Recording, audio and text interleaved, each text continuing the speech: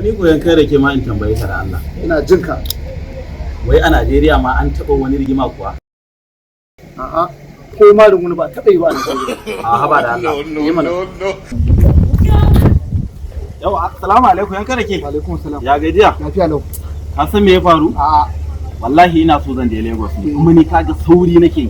Na raina saurin jirgin sama. To ka hakun kuro mana kawai ya fi. A ba. Ya fi jirgin Ya za sama. ka ce in hakun kuru kuma? Kan banda abin ka. Ka ce wai za ka je Lagos ka ce za ka jirgi akwai abin da ya fi jirgin ne. Ka hakun kuro ya fi.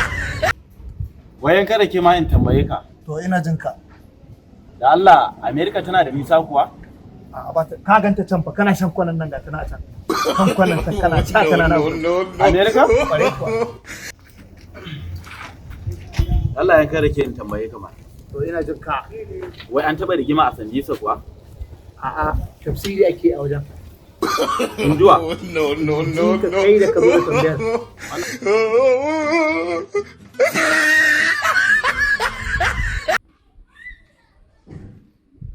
Yawwa yanka da ke tsaya.